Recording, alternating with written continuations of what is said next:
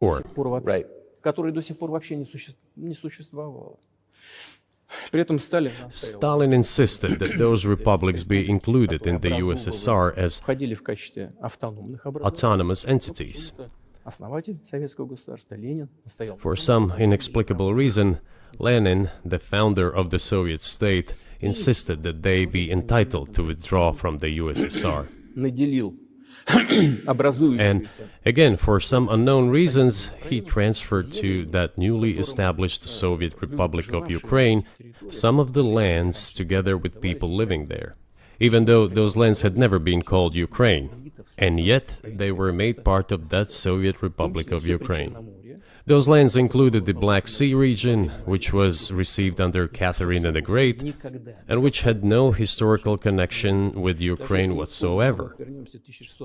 Even if we go as far back as 1654, when these lands returned to Russian Empire, that territory was the size of 3 to 4 regions of modern Ukraine, with no Black Sea region. That was completely out of the question. In 1654. Exactly.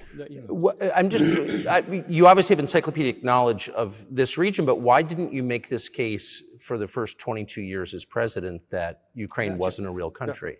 Да. Итак, значит, советская Украина получила The Soviet Union was given a great deal of territory that had never belonged to it, including the Black Sea region. когда Россия их получила в результате At some point, when Russia received them as an outcome of the Russo-Turkish Wars, России.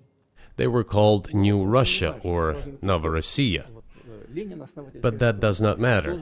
What matters is that Lenin, the founder of the Soviet state, И вот это все established Ukraine that way.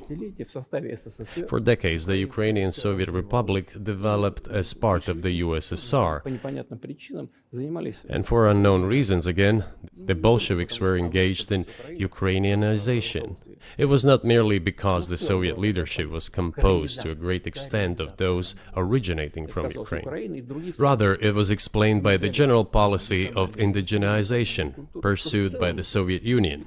Same things were done in other Soviet republics. This involved promoting national languages and national cultures, which is not bad in principle. That is how the Soviet Ukraine was created. After the World War II, Ukraine received, in addition to the lands that had belonged to Poland before the war, part of the lands that had previously belonged to Hungary and Romania. So Romania and Hungary had some of their lands taken away and given to the Soviet Ukraine, and they still remain part of Ukraine. So in this sense, we have every reason to affirm that Ukraine is an artificial state that was shaped at Stalin's will. Do you believe Hungary has a right to take its land back from Ukraine and that other nations have a right to go back to their 1654 borders?